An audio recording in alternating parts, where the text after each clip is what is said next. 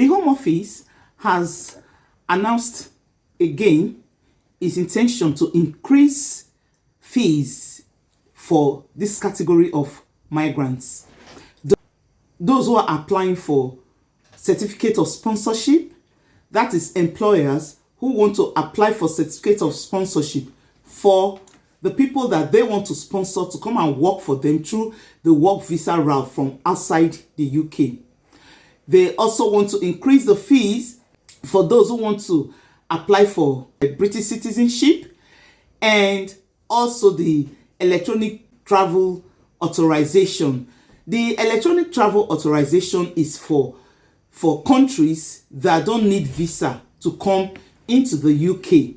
For instance, like countries like the US, like Canada, like all these European countries, Australia, New Zealand, that's all those countries that the UK, if you have a British passport, you can go to those countries without any form of visa. What you need to go to those countries is ETA.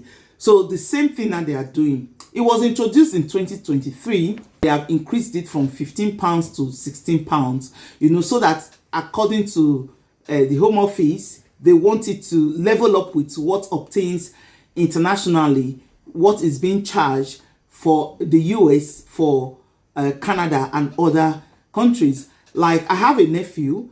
He was born in Ireland.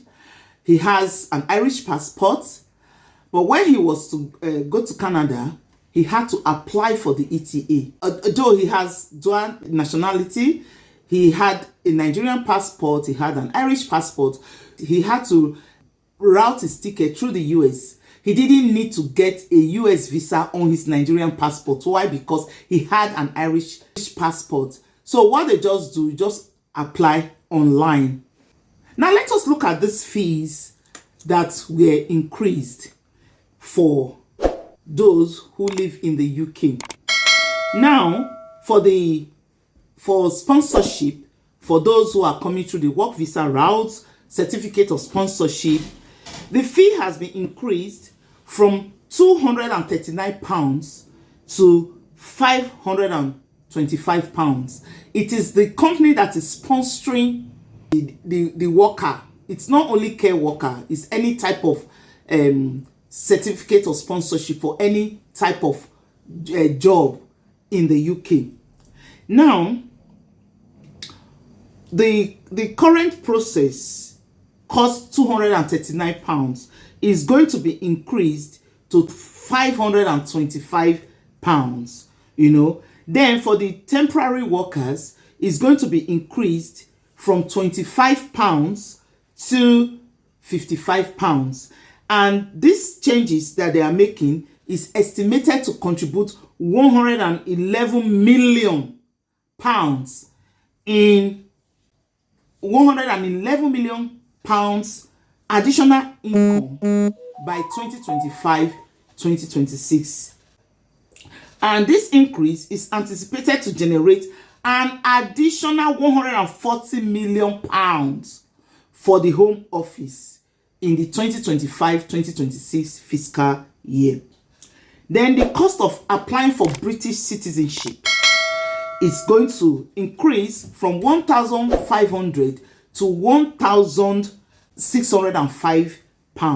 For those who are in the British overseas territories, is going to increase from £1,000 to £1,070. And then the income that is to be generated from the British citizenship application fees and that of the British overseas territory application fees for 2025-2026 fiscal year is £18 million. So other additional fees that are going to be generated as for renunciation of British citizenship. So it's going to rise from 450 to 482. You may want to ask, so do people renounce British citizenship? Yes, they do. It's funny, right? What some people hold dearly to their, close to their hearts, to some other people, they don't mind jettisoning it for another citizenship. Then for amendment to citizenship certificates, that one is going to increase, from 400 to 400 pounds to 428 pounds. So why is this amendment needed? This amendment is needed. Maybe they want to do a change of name or gender, or maybe there was error in the initial certificate.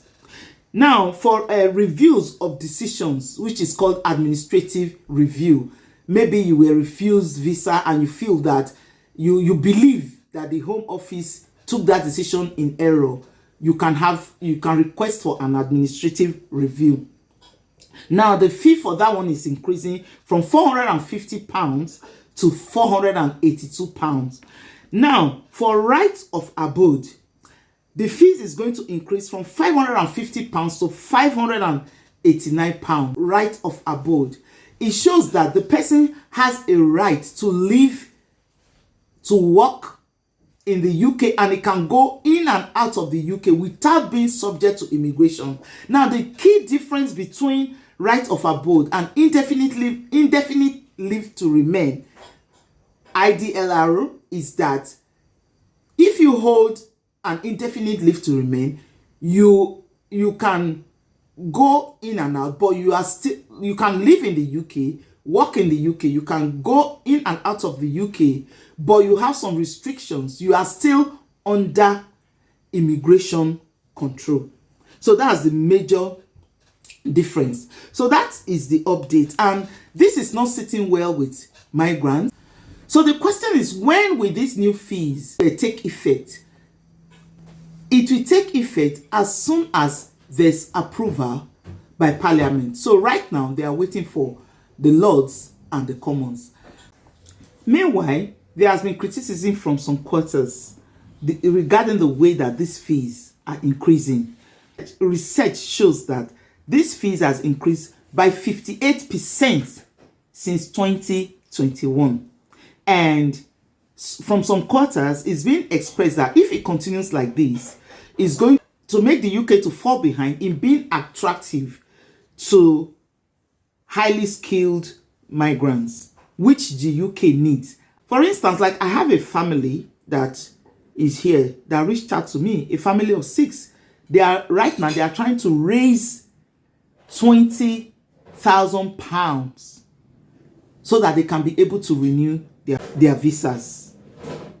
How are they going to raise that kind of money? 4 children, a husband and a wife. How are they? So it's really becoming very expensive. Like me now, I'm the spouse of a British citizen. I'm going to be applying for my indefinite leave to remain, and it's going to cost me almost £3,000. But there's no IHS. That's for only me. If it's a couple, it's going to cost them about £7,000. And if it's a couple with 2 children, like family of 4, it's going to cost like £11,000. So these figures are really high, considering the fact that already cost of living is high in the UK, especially rent. Rent is expensive, bills, food, everything. By the time you pay everything at the end of the month, you hardly find it easy. The families are struggling already. They hardly find it easy, and they still need to save and cover this kind of money. So what do you think? The excuse of the government is that it cannot use taxpayers' money to fund these things, these visa applications. So what do you think? Do you believe that the government should actually be charging migrants high rate like this? Do you believe that what government is charging, what the UK government is charging is too high a cost for immigrants to cope with? Please let me know in the comments. Thank you.